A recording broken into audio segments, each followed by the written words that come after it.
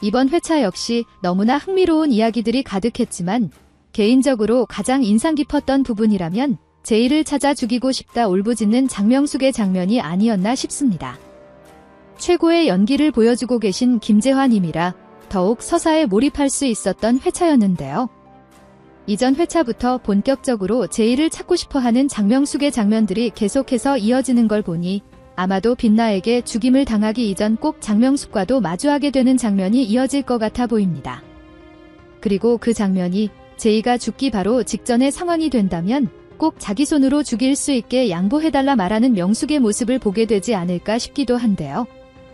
장면이 더욱 극적이려면 빛나와 함께 제이를 죽이고 싶어하는 또 한 명의 인물, 다운 역시 함께한 상황이지 않을까 싶죠. 각각 서로 다른 이유로 제이를 죽여야 하는 세 사람이 모인 상황에서 과연 누가 제이를 지옥으로 보내게 될까 하는 부분이 굉장히 궁금해지는데요. 유스티티아는 직접 제이를 제거하거나 제이를 없앤 다운을 죽여야 지옥으로 돌아갈 수 있는 목표를 채울 수 있게 되고, 다운과 명숙은 가족의 복수를 해야 하니 사실 서로 죽이기 위해 안간힘을 써야 함이 맞을 것 같죠.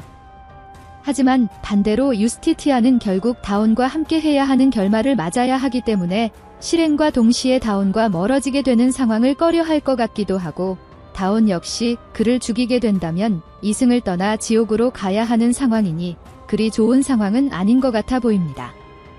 하지만 명숙은 당장 제이를 없애고 지옥으로 가게 된다고 하더라도 나머지 두 사람의 엔딩보다는 해피엔딩이 될 수 있는 상황 같기도 해서 아무래도 제이를 없애는 인물로 가장 유력한 인물이지 않을까 싶은데요.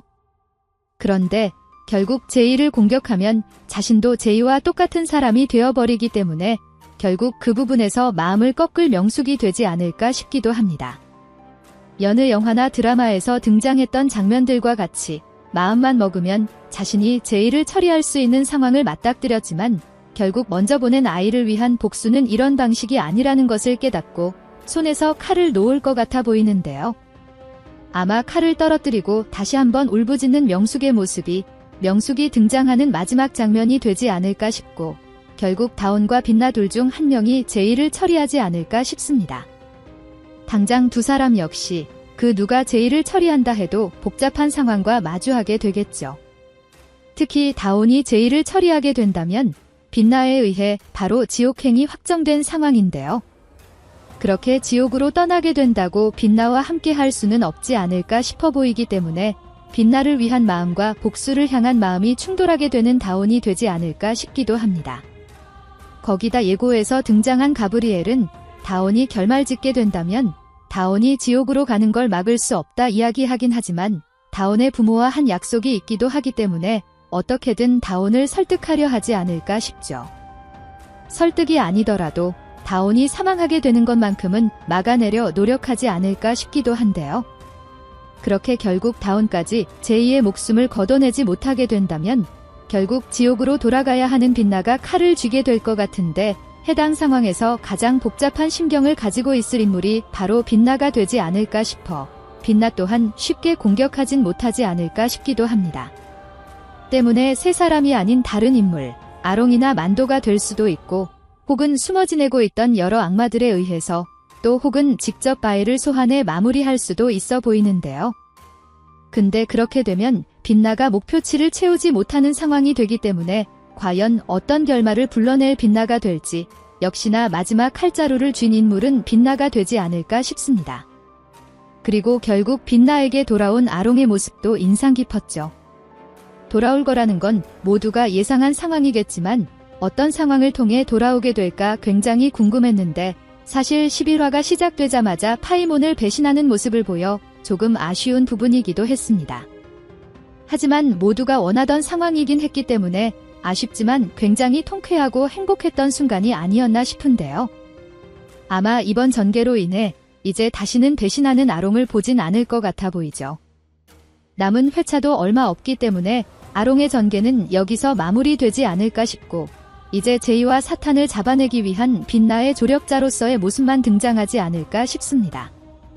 만도의 입장에서는 배신하려고 자신을 이용해 먹더니 결국 다시 돌아온 아롱을 보며 어이없어 할 수도 있겠죠. 그래서 이번 사건 이후로도 계속해서 티격태격되는 두 사람의 모습들이 이어질 것 같아 기대가 되기도 하는데요. 사실 그런 상황들을 생각해보면 만도 역할이 조금은 애매하지 않나 싶기도 합니다.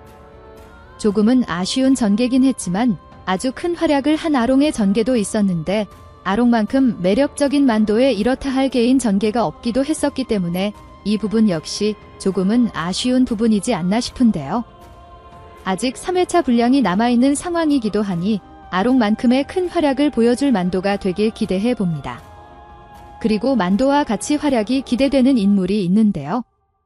바로 예고를 통해 충격적인 모습을 보여준 청소부의 정체가 정말 기대되는 상황입니다. 다들 예고를 통해 보셨겠지만 사탄의 얼굴을 한 인물이 바로 청소부였죠.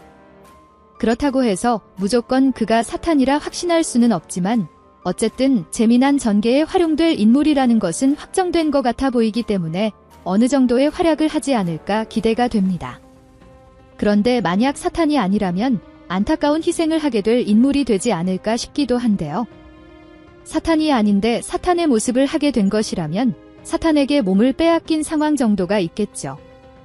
그렇다면 어쩔 수 없이 사탄을 죽여야 하는 빛나의 입장에서는 그를 공격할 수밖에 없는 상황이 될 것 같은데요.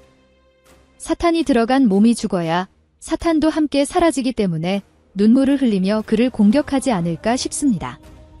사실 그런 전개를 보여주기 위해 청소부들에게 마음을 열고 고맙다는 말을 처음으로 하는 빛나의 모습, 그리고 그런 빛나의 모습에 감동하는 청소부들의 모습을 보여줬던 게 아닐까 싶기도 한데요.